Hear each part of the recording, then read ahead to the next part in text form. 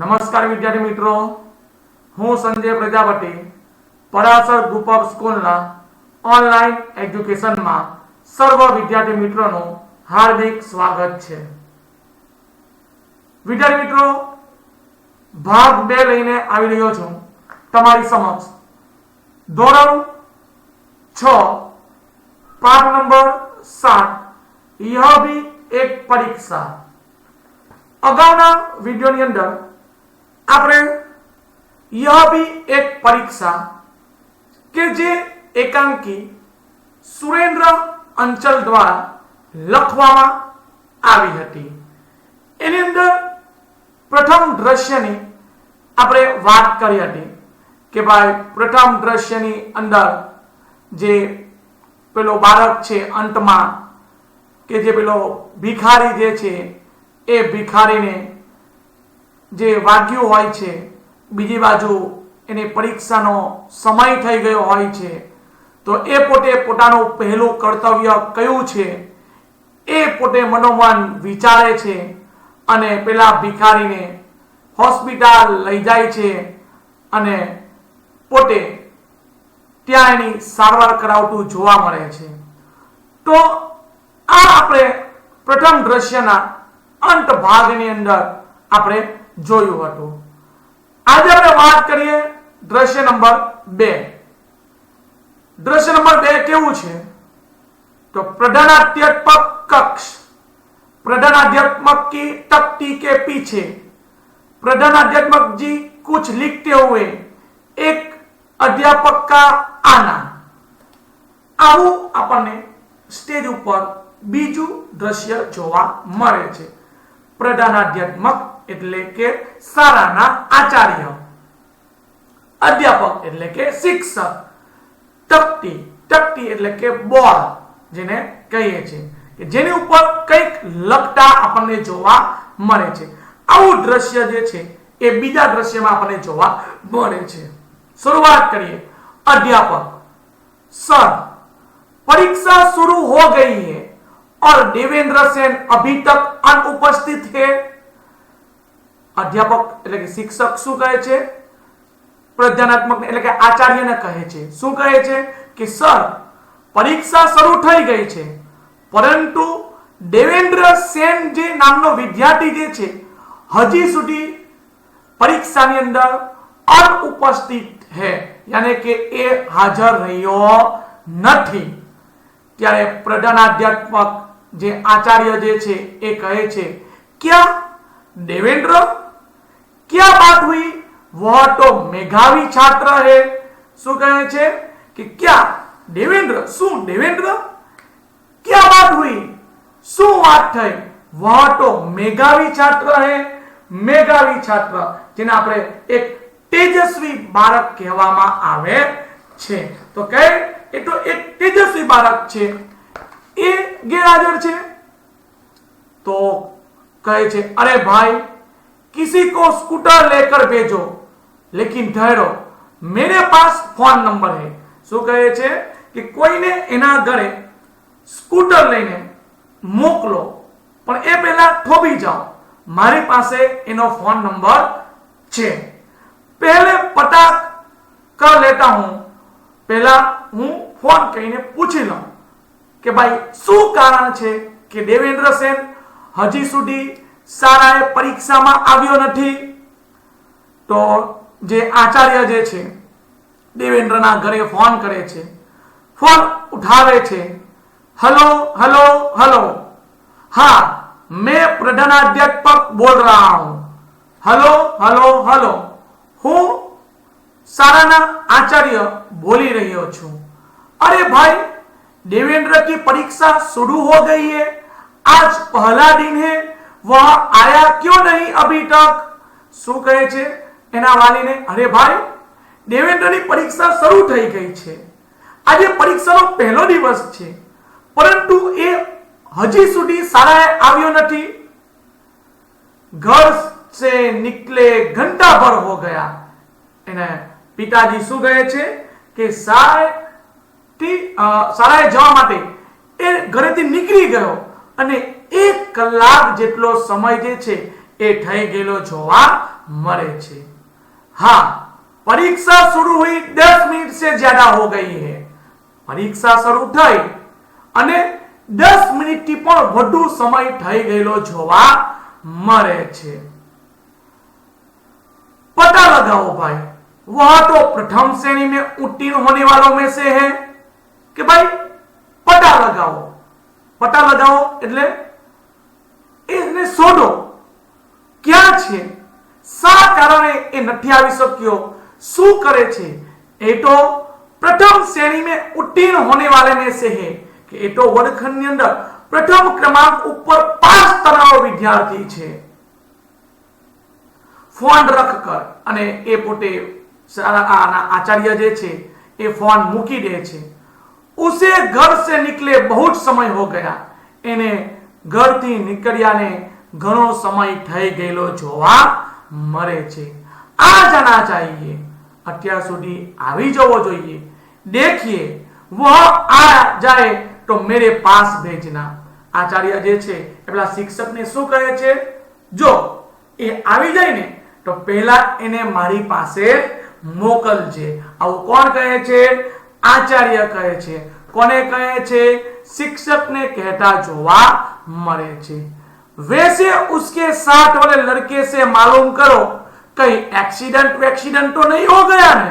એટલે આચાર્ય શું કહે છે કે એની સાથે આવનારા જે બાળકો છે એને પૂછી જુઓ, કદાચ એનું एक्सीडेंट તો નથી થઈ ગયું ને। अध्यापक का जाना। कुछ ही देर बाद देवेंद्र का हांफते हुए आना। अध्यापक ત્યાંથી જાય છે અને થોડા સમયની અંદર દેવેન્દ્ર હાંફતો આવે છે। હાંફવું એટલે શું? આપણે પણ જ્યારે ઝડપથી દોડીને આવીએ છીએ, થાકી જઈએ છીએ ત્યારે શ્વાસ આપણે ઝડપથી લઈ શકતા નથી એટલે આપણે હાંફીએ છીએ। તો આ પ્રમાણે દેવેન્દ્ર જે છે એ હાંફતો એ પોતે આવતો જોવા મળે છે। દેવેન્દ્ર, क्या मैं अंदर आ सकता हूं श्रीमान? वर्गखंडની અંદર તમે પણ આવો છો અને કદાચ કોઈ શિક્ષક હોય તો આપણે કહે છે ને, મે આઈ કમ ઇન સર। તો એવી જ રીતે દેવેન્દ્ર પણ કહે છે સરને, क्या मैं अंदर आ सकता हूं श्रीमान? શું શ્રીમાન હું અંદર આવી શકું છું? प्रधानाचार्य, अरे देवेंद्र इतने लेट कहां थे अब तक? શું કહે છે પ્રધાન આચાર્ય કે અરે દેવેન્દ્ર આટલું બધું મોડું થયું, અત્યાર સુધી ક્યાં હતો તું? દેવેન્દ્ર ગભરાયા સ્વર। દેવેન્દ્ર જે છે એક ગભરાયેલા સ્વરની અંદર એક ડરી ગયેલા અવાજે બોલે છે, अस्पताल सर। શું કહે છે? હોસ્પિટલ હતો। પ્રધાનાધ્યાપક કડક કર, હોસ્પિટલ? એક કડક અવાજમાં જોરથી બોલે છે, હોસ્પિટલ? परीक्षा क्या वहां हो रही थी? परीक्षा શું ત્યાં ચાલી રહી હતી? और ये पेंट पर खून के डब्बे અને આ પેન્ટ ઉપર આ લોહીના ડબ્બા ભર્યા છે, કहीं गिर पड़े थे क्या? કોઈ જગ્યાએ તું પડી ગયો હતો કે શું? આવું જે છે પ્રધાનાધ્યાપક જે છે એ દેવેન્દ્રને એક કડક અવાજની અંદર પૂછતા જોવા મળે છે। ત્યારે દેવેન્દ્ર જે પ્રધાનાધ્યાપક જે છે એને કહે છે, जी नहीं, एक अंधे बूढ़े भिखारी को किसी ने साइकिल की टक्कर मार दी। શું કહે છે? जी नहीं, एक अंधे बूढ़े भिखारी કે એક આંધળો વૃદ્ધ ભિખારી જે છે કે જેને કોઈ સાયકલ વાળાએ ટક્કર મારી દીધી હતી। उसकी टांग ज्यादा जख्मी हो गई। टांग એટલે શું? પગ। એનો પગ જે છે એ વધુ જખમી થઈ ગયેલો જોવા મળે છે। જખમી એટલે કે વાગવું જેને કહીએ, એને વધુ પગ ઉપર ઘા પડેલો જોવા મળે છે। वह सड़क के बीचों बीच पड़ा करा रहा था કે જે રસ્તાની વચ્ચે પડ્યો જોરમાંથી ચિલ્લાઈ રહેલો જોવા મળે છે। કરા રહા था એટલે આપણે કહે છે ને કે જો આપણને કોઈ પ્રકારનું શરીરમાં વાગે એટલે આપણા શરીરમાંથી એક અવાજ નીકળે, બરાબર છે, જે વેદના જે છે એ વેદના જે આપણને થતી હોય એને લગતો અવાજ બહાર નીકળવો, જેને કરારહા કહેવામાં આવે છે. ઉસે તુરંત इलाज की जरूरत थी, એને તરત જ તત્કાલિક प्राथमिक सारवारनी जरूरत हती. इसीलिए अस्पताल में भर्ती करवा कर आ रहा हूं, એટલા માટે હું એને હોસ્પિટલની અંદર ભરતી કરાવીને આવી રહ્યો છું. ક્ષમા ચાહતા હું સર, હું તમારી પાસે મોડાવ્યું એની માટેની માફી માંગુ છું. ત્યારે પ્રધાનાધ્યાપક કહે છે, શાબાश, यह जानते हुए भी कि परीक्षा का समय है, तुमने अपना कर्तव्य निभाया. प्रधानाध्यापक શું કહે છે? એને શાબાશી આપે છે અને કહે છે કે यह जानते हुए भी कि परीक्षा का समय है, તને ખબર છે કે પરીક્ષાનો સમય છે, પરંતુ तुमने अपना कर्तव्य निभाया, પરંતુ તે તારું કર્તવ્ય, તારી ફરજ જે છે એ ફરજ નિભાવેલી જોવા મળે છે. इंसान की जिंदगी इस परीक्षा से बहुत बड़ी और कीमती होती है. मनुष्य जे छे ए मनुष्यनी जिंदगी केवी छे કે એ પરીક્ષાથી પણ ખૂબ જ મોટી અને એક કિંમતી આપણને મનુષ્યનું જીવન જોવા મળે છે. જાઓ परीक्षा में बैठो, कमरा नंबर 4 है तुम्हारा, रोल नंबर है, શું કહે છે? જાઓ પરીક્ષામાં બેસી જા. रूम नंबर 4 में तारो रोल नंबर छे. रोल नंबर એટલે કે हाजिर नंबर. देवेंद्र जाता है, प्रधानाध्यापक फोन उठाते हैं. देवेंद्र रूम में जाय छे, रूम में એટલે કે परीक्षा खंड में, અને પ્રધાનાધ્યાપક પોતે હાથમાં ફોન ઉઠાવે છે. પ્રધાનાધ્યાપક ફોન પર હેલો સેન સાહેબ એટલે કે સીધા આચાર્ય જે છે એ દેવેન્દ્રના ફાધર એટલે કે એના પિતા જે છે એને ફોન કરે છે કે હેલો સેન સાહેબ. हाँ देवेंद्र आ गया. हाँ देवेंद्र આવી ગયો છે. रास्ते में किसी बूढ़े का एक्सीडेंट हो गया था, उसे अस्पताल भर्ती करवा कर आया है. શું કહે છે કે રસ્તામાં કોઈ એક વૃદ્ધનું એક્સિડન્ટ થઈ ગયું હતું, એને હોસ્પિટલની અંદર ભરતી કરાવીને એ પોતે આવ્યો છે. अरे भाई, इस परीक्षा में तो वो पास होगा ही, किंतु इससे बड़ी इंसानियत की परीक्षा में पास हो गया है. પેલા આચાર્ય શું કહે છે કે એ દેવેન્દ્ર જે છે એ પરીક્ષામાં તો પાસ થશે, પરંતુ એનાથી પણ મોટી જે મનુષ્યની અંદર રહેલી જે ઇન્સાનિયત છે, જેને માણસાઈ છે, એ માણસાઈની અંદર પણ એ પોતે પાસ થઈ ગયેલો જોવા મળે છે.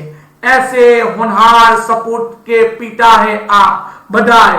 आवा तमे एक होनहार દીકરાના પિતા છો, તમે આભાર તમારો. બધાઈ જે છે એ પ્રધાનાધ્યાપક જે છે એ કોને આપે છે?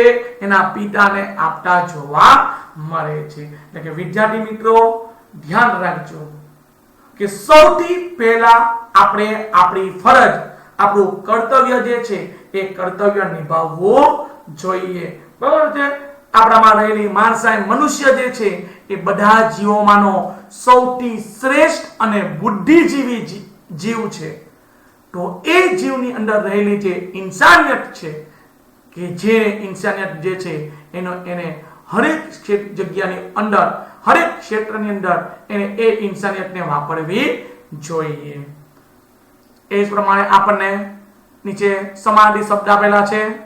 રાહગીર, મુસાફિર, आईना, दर्पण, सकल चेहरा, नवनिर्माण, फिर से बनाना अथवा नई रचना, मेघावी, होशियार, तेजस्वी, अनुपस्थित, गैरहाजिर, होनहार, अच्छे लक्षणों वाला, कर्तव्य फर्ज, कराना, दर्द भरी आवाज से चिल्लाना, बस्ता, ठेला, दफ्तर, बरकत, लाभ, फायदा, पिक्चर, चलचित्र, बेसहारा, निसहाय, टांग, पैर, सपोर्ट, लायक, जख्मी, घायल, एक्सीडेंट, दुर्घटना, लेट, देर से आना, इंसानियत, मानवता,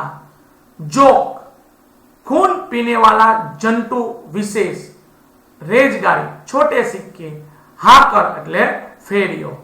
તો આ જે સમાનાર્થી શબ્દ જે છે એ હરેક વિદ્યાર્થીએ નોટબુકની અંદર સુંદર અક્ષર લખી અને એને મોઢે કરવાના છે। સાથે સાથે મુહાવરા, आईना बनाना, बहुत चमक लाना, रोब जमाना, अपना प्रभाव दिखाना, नाक में दम करना, परेशान करके रखना। तो आ मुहावराना अर्थ पण आपणे नोटबुकनी अंदर लखवाना छे। तो हरेक विद्यार्थी मित्रों आटली वस्तु जे छे ए आपणे नोटबुकनी अंदर लखीशुं।